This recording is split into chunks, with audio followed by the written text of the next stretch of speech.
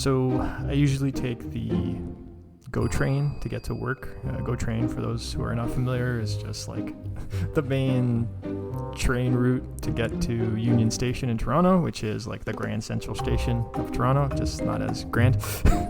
But yeah, it is downtown. It's kind of like the hub where people from the suburbs go to work in Toronto.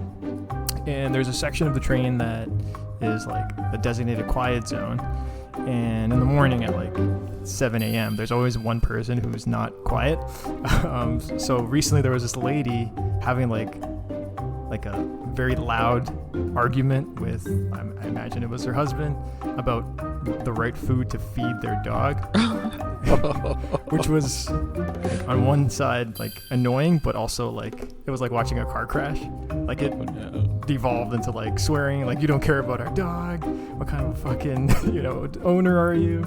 And then like they were talking about the ingredients in the dog food. It was bizarre. But yeah, it's so funny how passionate they are. Things that people argue about. Yeah. Like, did he have a good point though? Was he just saying like we should just feed our dog whatever? Or I think so. I remember at one point they were arguing about how much it costs to buy the healthier dog food. And I think that was his point. And she was like, I don't care about the cost. It's about making sure that, I forget the dog's name, Sparky is healthy and can live a proper life and longevity. And I was like, holy shit. That is the thing about some dog owners. Like, they will feed their dog like steak dinner every night if they could, while they eat out of a can. Like right. They'll eat the canned food so that their dog can live a good life. Oh man. Yeah. People love their dogs. Yeah. Well, yeah, they do. Greetings and fist bumps. This is the Raised Eyebrow Podcast, where we explore all the ways humanity is losing its mind because somebody's got to do it. We are your hosts, Kojo, Mike, and Alex. In this episode, we're going to discuss the hidden meaning behind everyday things. All too often, we accept things for the way they are. It is what it is, as the saying goes. But we're done with that. We're going to ask the tough questions. Why are there 52 cards in a deck? Who killed Roger Rabbit? And did I really just eat a whole bag of Doritos? Okay, guys, let's get some answers to these tough questions that everyone wants to know. We're here for answers. So this episode is designed for you to gain general knowledge or possibly win like your trivia contest. Yeah. And for the record, it was a snack pack of Doritos, not a full family pack. Okay, good to know. Just Perfect. Now we can sleep tonight. Excellent. Not as many calories. Nacho flavored. Yeah. Go ahead. The hidden meaning of everyday things.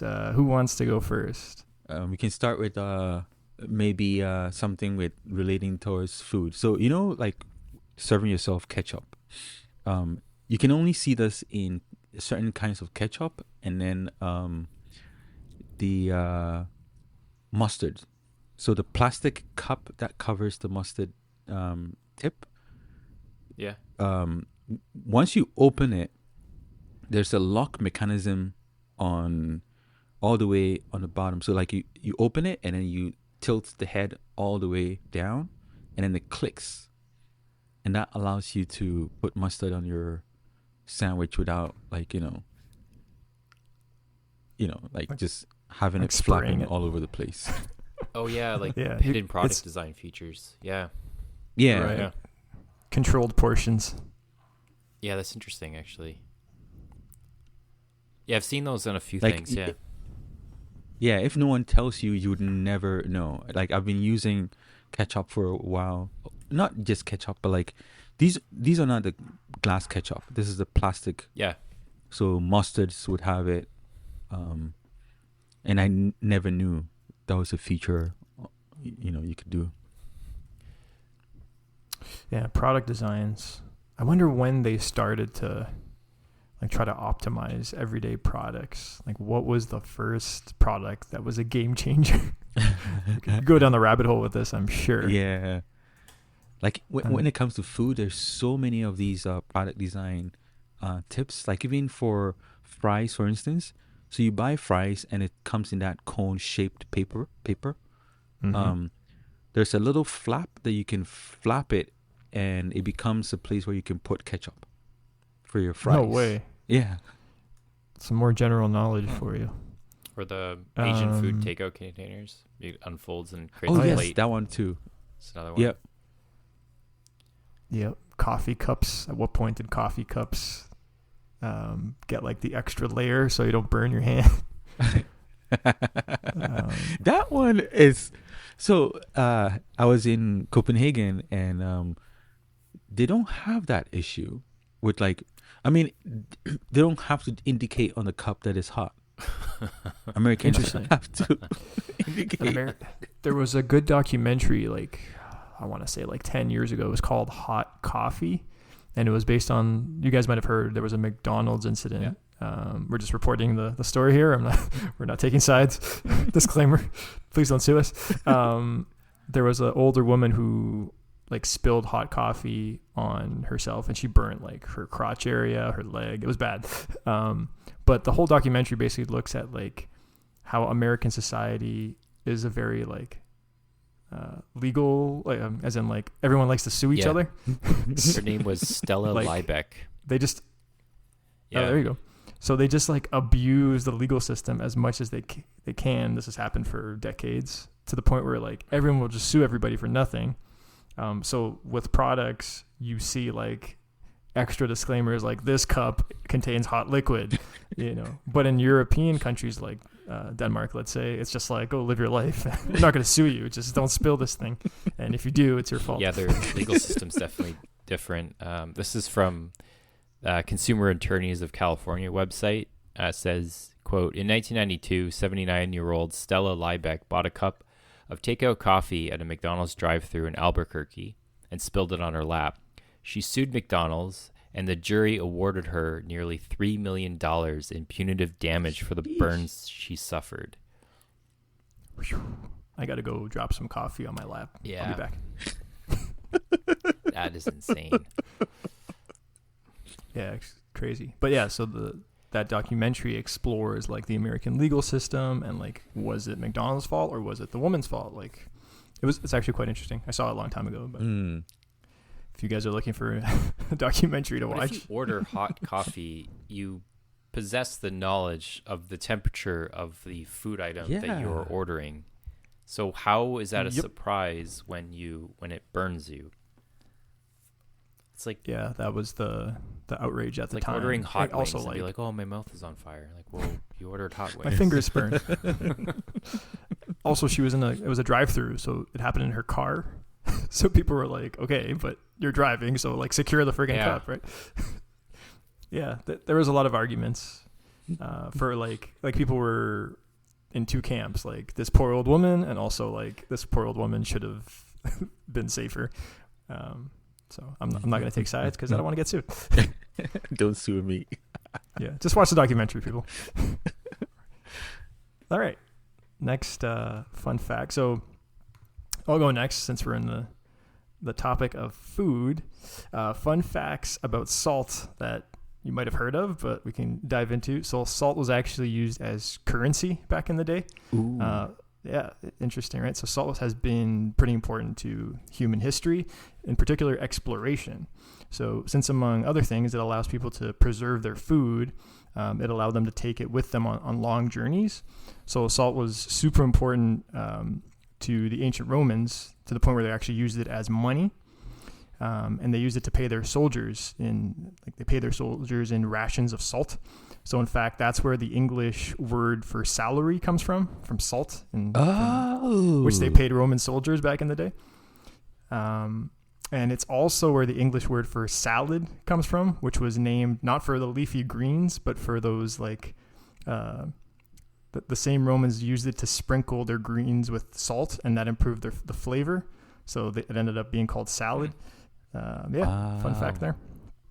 That's interesting. Well, so then that means if you live next to the ocean where you can make salt, you're a rich person. Yeah, you're a millionaire. Yeah. It's kind of But I wonder inflation right there. at one point.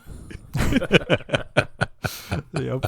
I wonder at one point salt became phased out as the currency because it was a commodity when you're a soldier on the road. But I guess once Right. the economy moved over to cash, things switched up. But Yeah. I'm not the expert on this. It was I'm just reporting my Wikipedia search. 1984.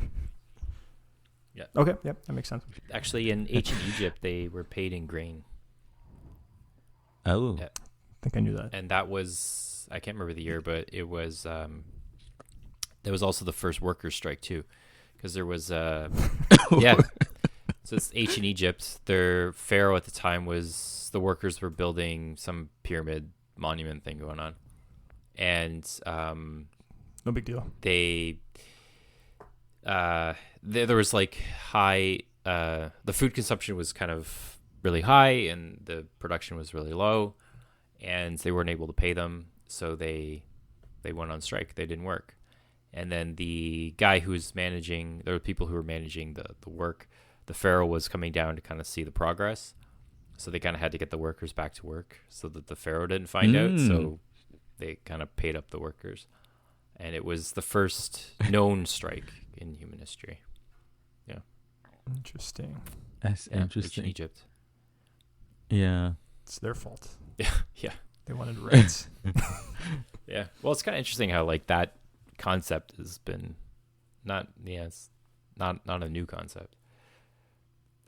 No. Yeah. I've heard even villages in West Africa, they would pay people with matches. With like to build fire. Match, like to yeah, help them for with fire. for fire, because Mm-hmm. that, it's like, how do you make fire if you don't have matches? Or like, you just hit rocks together. Like, Can you imagine preparing food and you just have to hit rocks? Caveman stuff, right? Yeah. You streamline. anything in any part of the world where you have like a commodity that has a relative value, like in prisons, for example, they use cigarettes. So because you have this Right. enclosed economy, you have any item could be used as a currency, and Mhm, cigarettes are a form mhm. of Yeah. currency in many prisons. Yep. Because it's a Prisoners bribe each other. repeatable with unit that you cigarette can packs.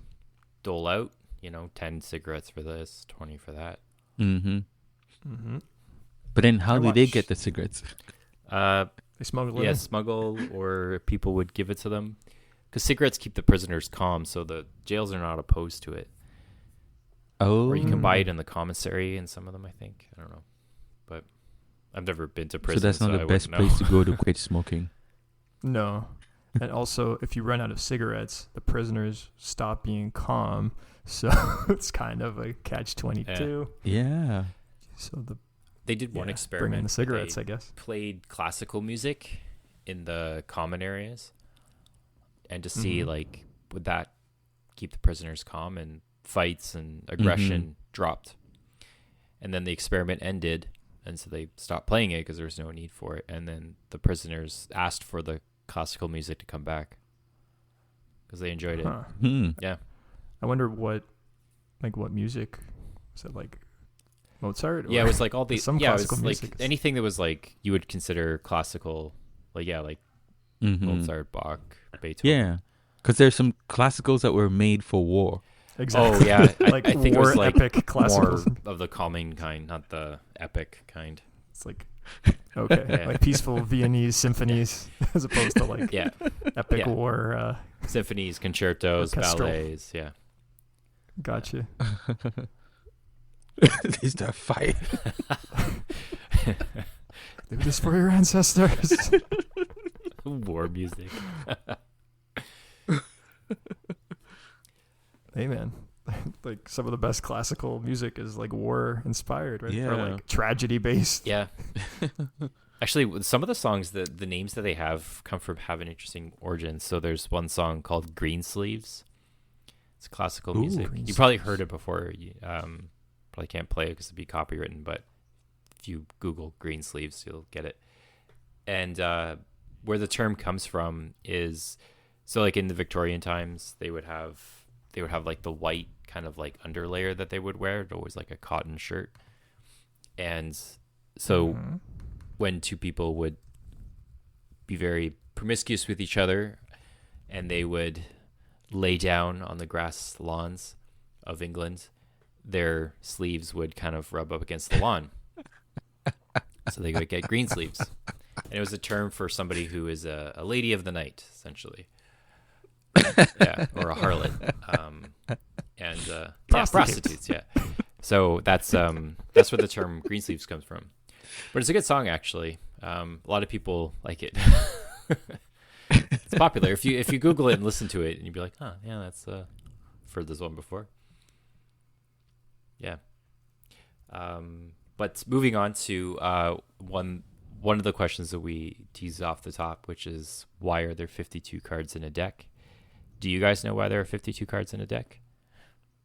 No idea. Because there are 52 weeks in a year. That's the reason why. Yeah. So you play cards every week? Yeah, one card a week. That doesn't make sense. Do you know why there are 4 suits in a deck? Yes. But I don't know if it's the same answer. There's like some folklore for the meaning behind every suit, but maybe my answer will be different than yours. So there could be folklore behind it. I didn't get that in my research, but the 4 suits represent the 4 seasons. Yeah. Oh, okay. Different answer in my research. So, and then the suits themselves do represent certain things or certain groups that make a society. So for the spade, do you know like what the spade is? It is the military. Yeah, it's military. Hearts equals the church. Yeah, and then the diamonds. Merchants. Yep, and then the clubs. Farmers. Yep. Yeah. This wasn't my research. Did you just guess all that? No, I have it in my research. Oh, okay. Wait, you had the same thing too? Okay. It was based on the medieval economy, apparently. Yeah. Do you know what black cards represent night, red cards represent day? This I don't know. So all the face cards, if you add them up, there are 12 of them. So they all represent a month. Mm-hmm. And because there's like 4 suits, so each one represents each quarter of the year. And then you got the 12 months that way. And then the 13 cards in each suit represent each phase of a lunar cycle. So the meaning of jokers, did you get to the meaning of jokers in the deck? No, but I can guess. Is it like the court gestures where they had more influence on shaping culture than the actual royalty? So that's why they're oftentimes like the entertainer.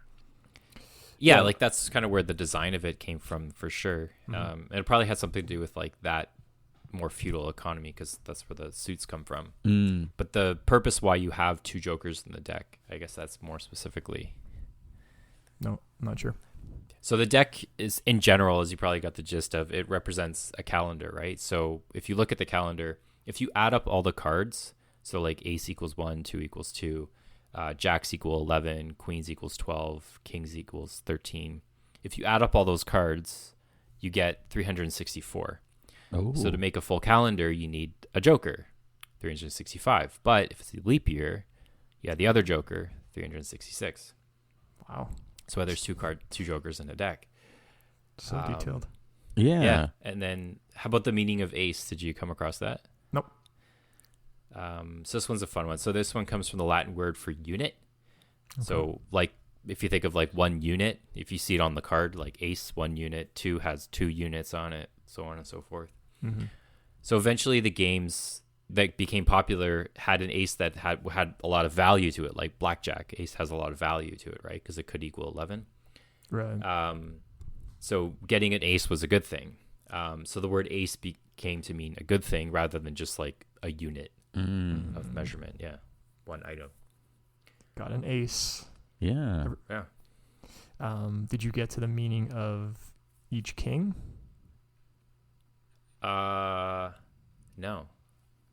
So according to my research, each king represents a different historical ruler. Let me see if I can guess them. Yeah, go for it. King of Hearts? Okay, is there like, are we talking like Middle Ages here? They're different for King of Hearts. Yes. So that'd be Richard the Lionheart, yeah?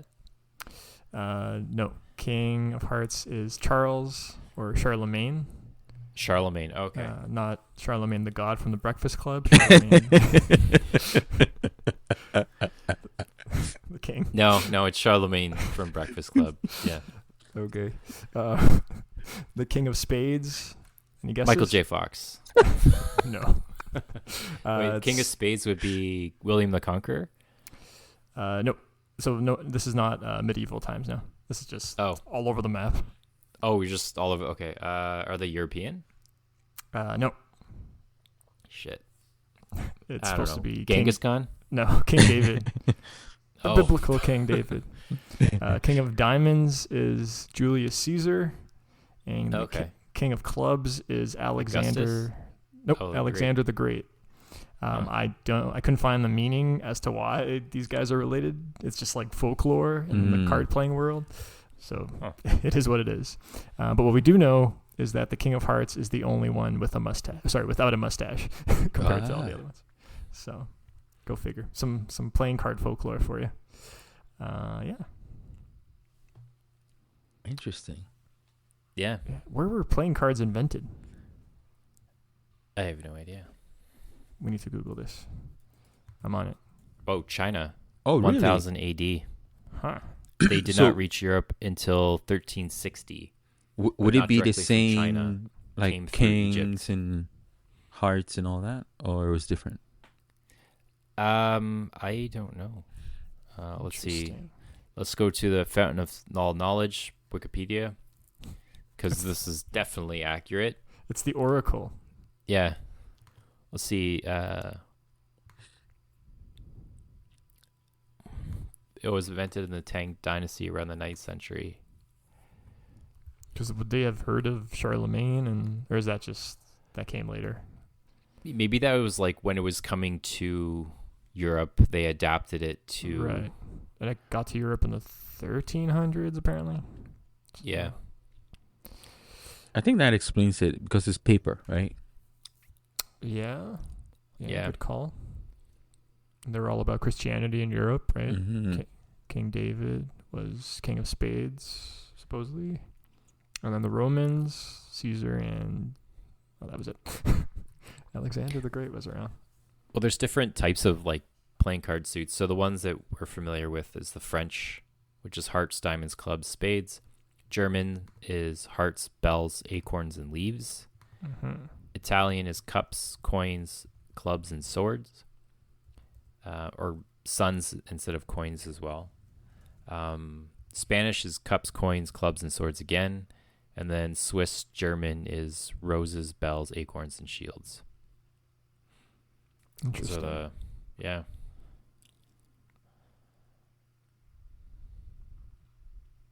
Yeah. Also, for historical purposes, Charlemagne was the king of the Franks from 1768 to 768 to 774. Okay, so on the topic of days, so this year is a leap year. Do you guys know how it works? I'm not exactly, like, you can correct me if, when I get it wrong. So we have 365 days. So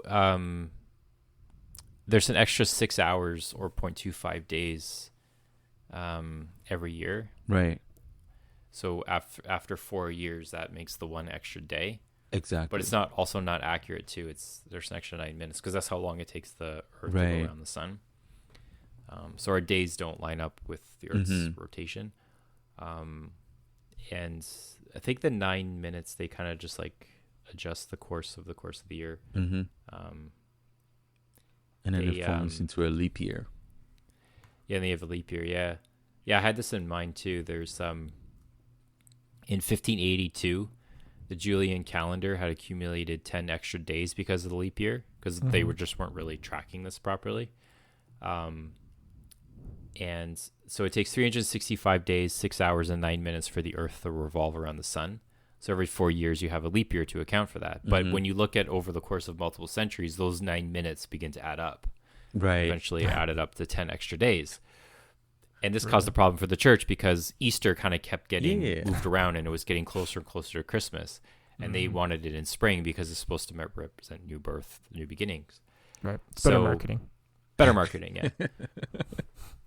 And so they didn't account for the extra 9 minutes. So over the course of thousands of years, it added up to roughly extra 10 days. So in October 1582, they removed 10 days from the calendar. So the calendar in 1582, if you were to look at it, it goes October 1st, October 2nd, October 3rd, October 4th, October 15th, October 16th. They just skipped a bunch of days. And it was 10 days shorter that year. Those are the days that doesn't exist. Yeah. in So history. that corrected the problem. And to solve it, because that was the Julian calendar, this introduced the Gregorian calendar, which corrected the problem. Yeah. If There you not, go. we'll be having Christmas in summertime. Yeah. So There's an you know how we have these months and it's assigned by a meaning, like Gemini, so Astrology. then that means it's not always correct. Is that right? astrology. Yeah. Yep. That's why. Yeah, because that's been shifting too, right? That's why it's never correct. Yeah. And also, they added a month for July is based after Julius Caesar, and August is based off of Augustus because they both wanted their own month. So, like, when you read your horoscope and it says you're going to be rich, probably not. Yeah. There's a good, if you guys watch, I'm going to give a shout out to Netflix. There's a show called Explained. There's one episode on the horoscope and how, like the psychology behind, like, personality quizzes, and we want to connect to our horoscope, but really how they trick you. And then also why, like, they're totally not accurate from a scientific perspective. But people love these things. Yeah. Yeah. Sorry to shit on everyone's horoscope love, but, Well, going to the months, there used to be 10 months. So it would end in December. That was the 10th month. So September, October, November, December were in their rightful spot. Mm-hmm. And then, as you said, they added July and August. They changed July and August, but then they added an extra 2 months at the end of the year, which was January, February are the newest months. And then roughly 300 years later, they moved them to the beginning of the year to kind of shift everything back. So Gotcha. originally July and February were at the end of the year, and then they just kind of changed the position. Yeah. July So and that's why August. Gotcha. Yeah, and they had to take days from February to make July and August Yeah. 31 days. So anyways, I'm a Libra, and I like balance. You balance what? Life? No, I don't know. That's Yeah. That's Or part of people's that's part of bank my accounts? description. But if I was born in the Gregorian calendar, then my description would be different. Or sorry, in the Julian calendar. Yeah. Well, even like with horoscopes too, the like in the three like main like religions you have like so was it Moses was a bull because he was Aries, and then you had Jesus was a Pisces, so like Jesus has a lot of like fish references. That's why you see like the fish on like people's cars. It's pious. And and then in the Bible they always talk about like a lot of water coming or rain or whatever, because the one that comes after Pisces is Aquarius in the celestial zodiac, which is kind of different from the other one. So when they were talking about like water coming, they're talking about the water bearer, which is Aquarius. Yeah. So it's just nodding to that, which I think is like in a couple hundred years we would enter that age. Mm-hmm. Yeah. So Some all more these trivia. doomsday prophecies are just them telling you we're entering a new age. I think we're all gonna die. I think any day now. Yeah, and that's why we need to buy private jets for these people. And Not gonna name names. create bunkers. Anyway, Oh, we've yeah, doomsday digressed. bunker. Yes, Yeah. as always. Kojo, you're up. So, have you ever wondered why men's shirt flap, so it's like the left flap goes over the right, but then women, the right flap goes over the left? It's a good question. I have Does it have to do with like a sword holster or like a holster that they would wear? Yeah. So, I mean, back in the olden days, having your flap go the other way shows your status, and it means that you have, like a maid that basically dresses you. So to make it easier for them, the flap is on the other side, so it's easier for them to help you your dress on.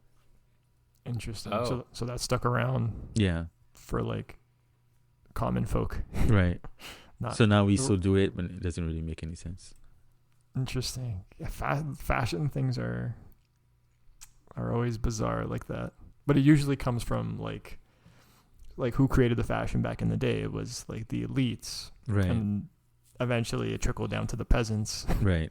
later on. I have one for a fun fact on fashion when it's my turn. But finish your thoughts on Oh the yeah, I mean, shirt this flap. is just the so there are two of these. So there's this one, and then also for have you wanted the rivets on jeans, like those tiny rivets? Not sure what so they're about. I mean, jeans was invented during the gold rush, and the people who were buying jeans they wanted something that is rugged, so they can not bruise themselves and things like that. So they would have pockets that are supposed to hold either diamonds or whatever, and you don't want anything to rip. So these rivets were designed to help hold the fabrics together. Hence why we have those rivets on our jeans. Okay. Yeah. Do you know what the small pocket's for? Oh yes, that one too. I have that. Do you want to say it, or I should keep on going? You can go. Yeah. Okay. So those pockets were also designed for holding your pocket watch, Huh. which we don't even know what a pocket watch is. Even now, people don't even wear watches. Yeah, I know what a pocket watch is. Cell phone. It's in Exactly. your pocket and it has a watch on it. It's in your pocket computer. Yeah. I mean, yeah, because now people just use it for coins, holding coins. Yep. Yeah. It is convenient for that. Yeah. And now you have the extra stretch thin jeans. Yes. No more They Wild called West what? stuff. I forgot the name of it. It's like a For the extra stretch jeans. leggings. Oh, leggings. Yeah, that's something else. But like I'm talking about like jean material now. If you go to, I don't know, American Eagle, it's like Right. extra stretchy. Like you could do yoga in your jeans now. Yeah. You're no longer in the Wild West trying to fight cowboys.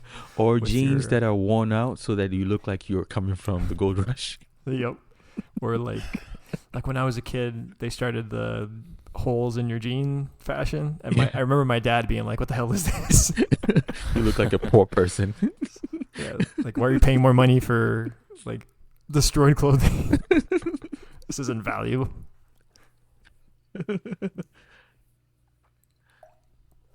Yeah.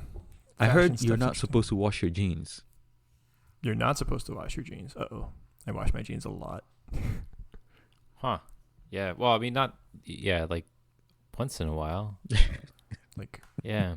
after I wear them like twice.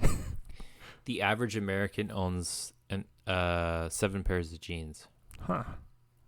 Wow. I think Yeah. you only need a really good pair, like just maybe 2. Yeah, I agree. 2, 3 max, different Yeah. colors Yeah. or like different shades, and you're good. You're set. You need a good pair of khaki 450 pants. million pairs are sold in the U.S. every year. Oof. And a lot. Japanese make the best jeans, even though jeans originated in United States. Yeah, Levi's, and Levi was the one who invented it in May 20th, 1873. Jacob Davis and Levi Strauss. Interesting. That's when they patented it. Levi Strauss. It's my cousin. Yeah. And It's your cousin. Anyone Jewish is my cousin. He was the business manager for sure. It's like my 17th cousin. Anyway, what were you saying, Kojo? the even the dye goes way back before jeans. Okay. Indigo blue. Yeah. Indigo blue, yeah. Yeah. What's the Do story you know there? where they used to get it from? Nope. I heard something like in the West Indies. I think so. Purple, that's the one I was thinking of. So the violet, like the purple, the reason why purple is associated with royalty, do you know why that is? It Because was it's very hard to get. Yeah, it's hard to get. Yep. But do you know where it comes from? It comes from at that time it came from a very specific place. Now Or it just is comes it like from, shells of Yeah. yeah. yeah, it's a Like- crustacean that Ah. lives on the coast of Morocco in Africa. Like Yeah. seashells. Yeah, and Huh. they would so its blood is purple. Mm-hmm. And they would get it from there. And because it's so hard to find them, because you can't just, I mean, at the time, like you can just like farm Yeah. them, right? You have to just go around and find them, and it was so hard to find. So purple was such a Mm-hmm. rare color to have. So when you see someone with like a old painting of someone who's royal, they're wearing purple. That's a huge thing. Hmm. Yeah. It means feel they're a like- social influencer. Yeah, exactly. Yep. Can feel my general knowledge increasing in this episode. Oh, by the way, do you know pearls comes from also it's like a sea fish, Oysters. something Yeah, they come from oysters oysters. Yeah. Yeah, oyster pearls. I knew that. or clams. Clams. You Clams. pop it Clams open. are oysters. They're inside there. And now they're on women's necks. So how many clams do you need to make a full A nice necklace. necklace? I don't know. It'd be like, because it's like just like it hardens something. I think it's just kind of like something byproduct what it does. But they would just like kind of open the clam up slightly, then they kind of stick this little spoon thing in and kind of pull out the pearl, and then Right. the clam would close shut, and then they just put it back. But That's- you could harvest like 20 clams, and there could only be one pearl. Right. Oh. They don't all produce them. Yeah, I think it's just like a byproduct from what they do. Let me look But this the up. question is, who came with it first and it was like, oh, this is cool. I should wear it around my neck. Yeah, it's kind of random, eh? So It it's a had to natural be. response to an irritant that enters the shells of a clam, oyster, or any other mollusk. The pearls secrete layers of nacre surrounding the irritant as a defense mechanism to protect themselves from foreign substances entering their environment. Whoa. So it's a defense mechanism Yeah. by nature, but it looks So pretty. it's something that's in the water that they're... Yeah. What is the saying?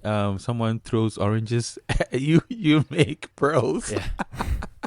Actually, there's one thing is interesting. I used to work with somebody who they're really into like perfumes and like making perfumes and like where all these ingredients come from.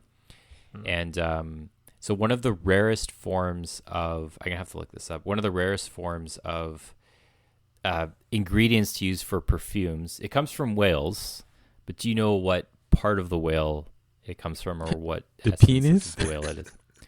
It does come from the penis, but it's not the penis itself. Is it sperm? It is.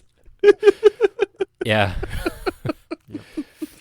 That was in a trivia question at one point. I had no idea. Yeah. I just guessed. And it's I gotta, this is gonna be the weirdest thing I'm ever Googling right here. So whale sperm. Come on, be honest. There's been weirder. Oh, there's a sperm. Oh, Don't lie. no, that's yeah. So sperm whales produce a black, smelly substance called ambergris, which changes into a pleasant smell when exposed to air. It is rare and expensive, and is used as a base for some perfumes. And this person was telling me that that if you were to like walk along an ocean shoreline and this was to come wash up on shore, it's like worth like $20,000. If you harvest it and sell it, you can just make money on it. Wow. It is like winning the lottery, pretty much, in a weird, twisted, Yeah. sexual way, you know. So, yeah. There you go. Sperm whales. The more you know. Yeah. By the way, this episode is sponsored by Ralph Lauren perfume. Allegedly. Okay. Sticking with the fashion industry, did you guys know that high heels were actually invented by men? That's Yeah. that's one of those things that you hear at least once in your life because Purses too. Yeah, purses too. So high heels were like, what I heard is that they were designed by men so that women could like be showing off. So obviously their chest sticks out a bit more and their butt sticks out as well. But actually, the history of it's pretty interesting from what I found. High heels were actually originally men's shoes.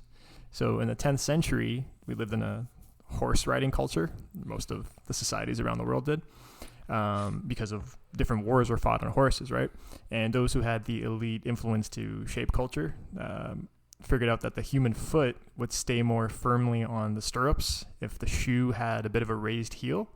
So this was an innovation that spread quickly, and soon entire armies of men, particularly the Persians, rode into battle wearing this pump heel design. The Persians invented the heel as the history captures. So hey, war pushing human innovation never gets old, right? One of those hard truths of life. But anyway, by the 17th century, these shoes became a fashion trend all over Europe. And since having a horse was a symbol of like high status, wearing a high-heeled shoe meant that you had like the medieval equivalent of a Lamborghini, let's say.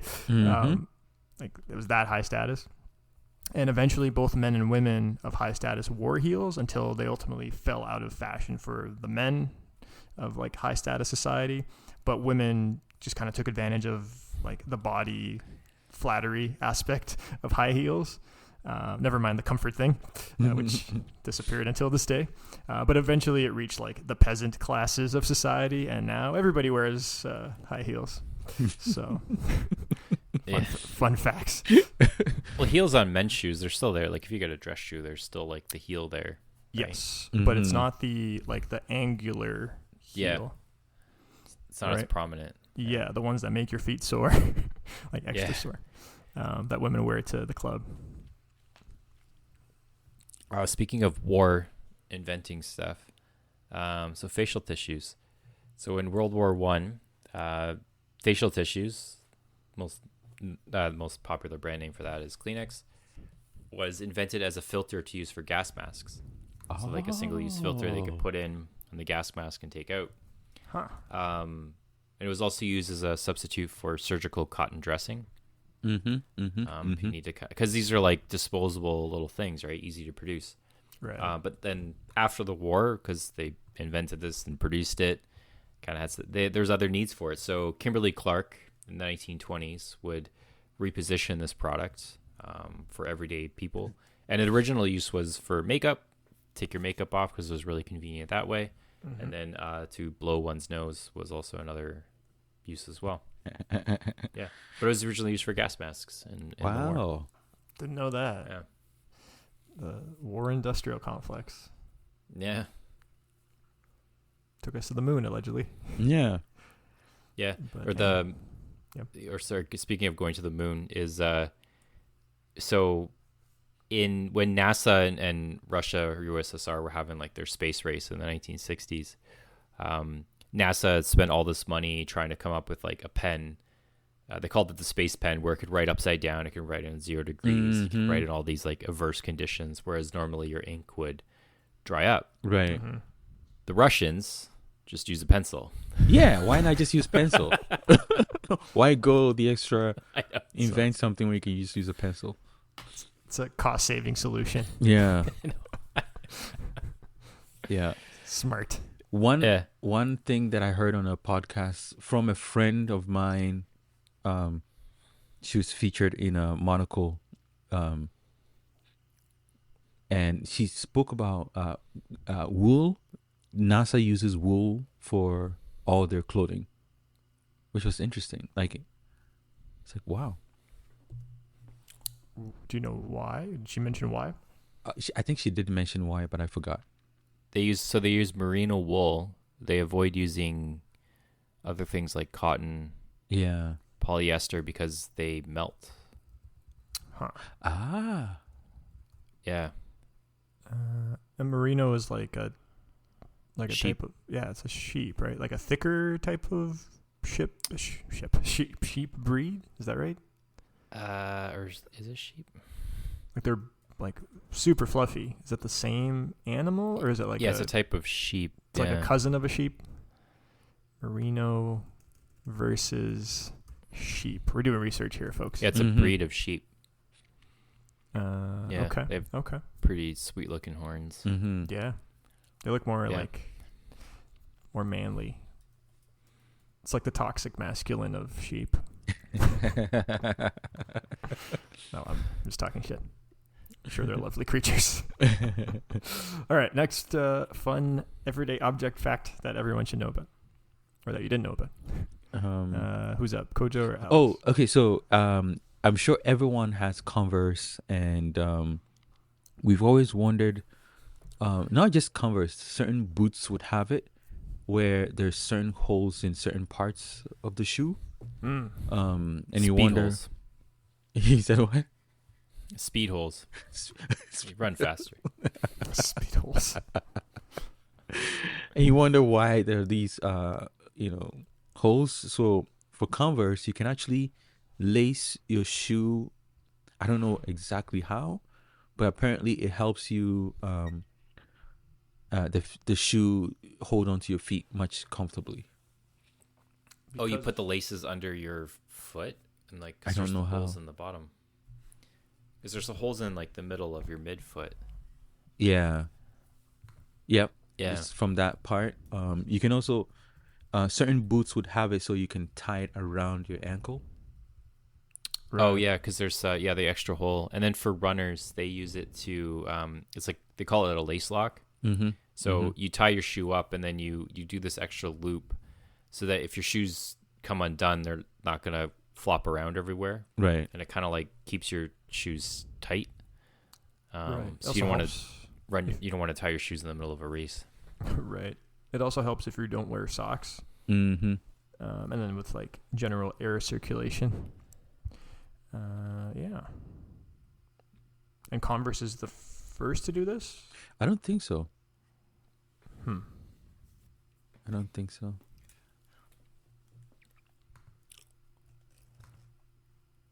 I have a cool one that's a fun one. Came out recently. There's a Instagram emoji game. If you send an emoji to your friend in the DMs, and then you click on the emoji, it'll trigger a kind of Pong game. Like the little emoji will bounce around, and you have to like keep hitting it back up. And every time you hit it, the game gets harder and harder and harder.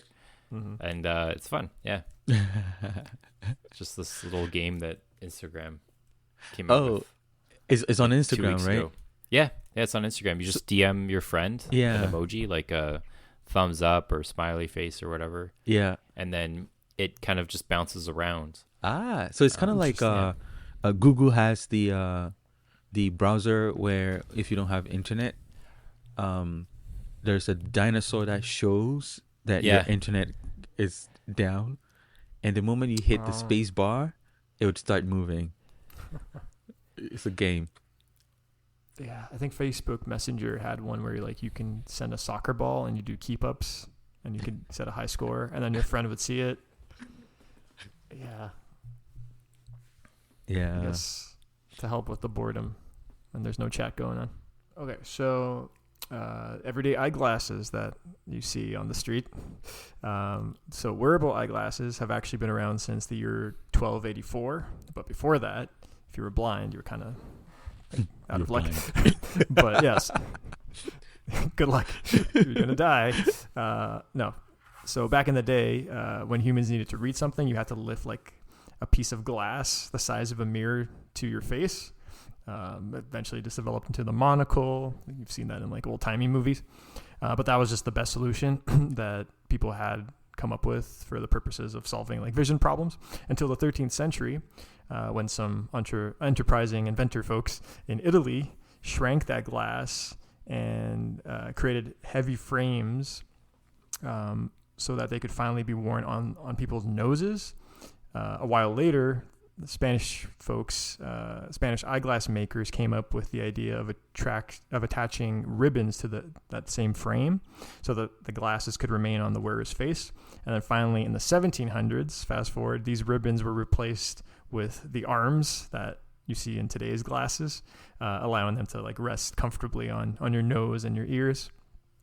And now we have LASIK surgery, so we've come a long way. You can see like an eagle now. No, I'm exaggerating, but yeah, it's a fun fact about the design of these vision extensions on your eyeballs, but how they rest on your face comfortably. They didn't just get there. There's a history to it, right? I've seen a picture of Benjamin Franklin with one of those sitting on his nose, and I wonder how comfortable or like stable it is on your nose. It's probably really uncomfortable. Yep. And that was when was Benjamin Franklin around for the history buffs? Benjamin Franklin. Late 1700s. There you go. So the new design came out in the 1700s. The one like the modern era of eyeglasses, let's say. Okay, last one for me. In the movie world, do you guys know where the name trailer comes from? Trailer truck. It's something that you put up on a pickup truck. You tow it. Well, yes, but not from the movie world. So trailers originally used to run after the movie. That's why they're called trailers, because they trail. Trails. Exactly. So those short previews of coming attractions that we know nowadays as trailers have been around since the 1910s. But they used to play after the feature film, hence the name trailer, right? However, it was harder to get people in the audience to hang around after the movie. So they shifted the trailers to the beginning, but the name just stuck. So, yeah, fun fact. That is interesting, yeah. It's funny how things, like, we just get used to things and, like, this is the name now. We're not changing this. Yeah. Oh, last one. Dashboard. Like if you mention dashboard, you think about a car dashboard. Mm-hmm. So back in the days when they had horses, there's a board that separates you from the horse so the horse doesn't shit in front of you and stuff. And that was called the dashboard. All right. And that moved from that to the dashboard in your car. And now we're replacing it with touchscreens and things like that. Huh. Dashboard. You can even have dashboard on a website or an app dashboard. Yeah. But there you go. Yeah. Bunch of random information, that's for sure. We're all stocked up on the trivia answers. Yeah. Except for that bone on the back of your... gotta that find one's that a loss. Yeah. I'll find it. I'll figure it out. The last little one I'll leave it with is, do you know what Monday Nope. means? No. Well, the hint is the French one, which is lundi. So moon day. Comes after Sunday, moon day. Yeah. Oh. Yeah. And then Luna is the moon in like Latin or Italian. Yeah. Yeah. Huh. Lundi in French. Okay. That's an interesting one. Mm-hmm. Have you wondered what happens if the moon comes up and it's cloudy? Would the werewolves come out still or no? Depends on your horoscope. Yeah. Yeah. And it depends on the current relations between the vampires and the werewolves too, right? So. Sorry, I disappeared there. Yeah. But yeah, follow us on all the socials, Instagram, Twitter, X. Wait, any final thoughts? Oh, final thoughts. Yeah. Yeah. Edit that in the post-production. Final thoughts. I don't know. Just nothing is what it seems. sure it is. I'll say history is large. Kojo's trying to be profound here. I love it. I think history is largely about like connecting the dots to how human beings got here. So why would it be any different when it comes to like everyday objects? Yeah. Yeah, it's very random. Yeah, but there is a pattern if you trace the steps. If you're curious enough. Yeah, that's true. Yeah, follow us on the socials, raisedeyebrow.podcast. And remember, kids, always assume that any comment section on the internet is made up of a bunch of robots. and try to get off the phone if you can. No, just try to educate them on your views. It's a lost And cause. I've tried. Be relentless. I've tried. They just cause depression. Would we say now all the robots are being replaced by AIs? I think it's Russia. I think they're on Instagram arguing about nothing, and there's a bunch of, and everyone on the other side is like in a tribal war with their Instagram comment section, and no one's getting anything done, and our society is collapsing. So we're going to end on a positive note. No, go ahead, Alex. Here's the thought, though. Like, if we're training AI bots to argue with other AI bots about just politically, polarizing ideas, then the AI of the future is just going to be these really like extreme left, extreme right leaning bots who, think that are just gonna willing just argue with you about anything, and they're gonna be like totally just batshit crazy. I wonder how much yeah. of the comment section is actual bots arguing with each other, because they can't distinguish if it's another bot. They're just kind of designed to like spread a message like, Trump sucks, or free Ukraine. So you know how like everyone is scared of the AIs taking their jobs? Mm-hmm. So now we can have the AIs do the argument for us, and then we can go and kumbaya. Well, if this is true, they're not going to take your job because they're just going to be like these, aggressors in the workforce, and they're just going to, you'd be at like some kind of like company all hands, and they're talking shit about the CEO of the comment section. This is where the outro music hits.